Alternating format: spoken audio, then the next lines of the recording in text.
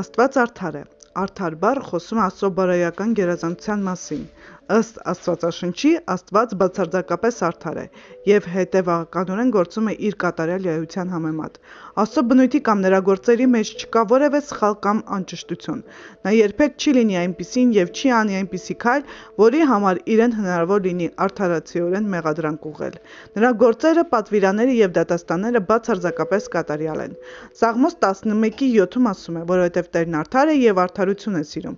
ուղիղները կտեսնեն նրա երեսը։ Երկրորդ Օրինաց 32:4-ում ասում է, Աստծո գործը կատարյալ է, որովհետև նրա բոլոր ճանապարհները իրավունք են, Աստված հավատարիմ է և անիրավություն չունի, արդար և ուղիղ է նա։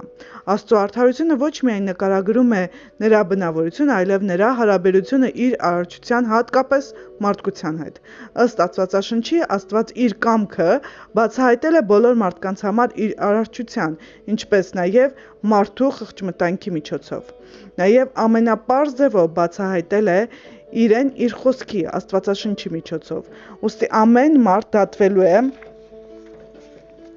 այն չափորոշիչով, որը բացահայտվել է իր համար։ Կգա մի օր, երբ Աստված բոլորին կդատի արդարության և ազնվության խստագույն չափորոշիչով,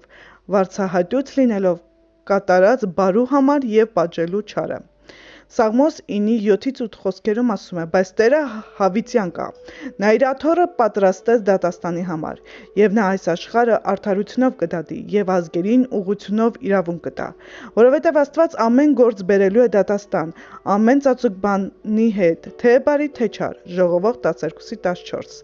Ես Տերս քննում եմ սիրտը, փորձում եմ երիկամունքները, որ տամ մարդուն իր ճանապարհների համեմատ և իր գործերի պտղի համեմատ։ Երեմիա 17:10։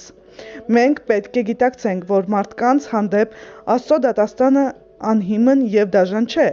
Այն Աստծո արդար բնավորության դրսևորումն է և իր կառավարման անհրաժեշտ բաղադրիչը։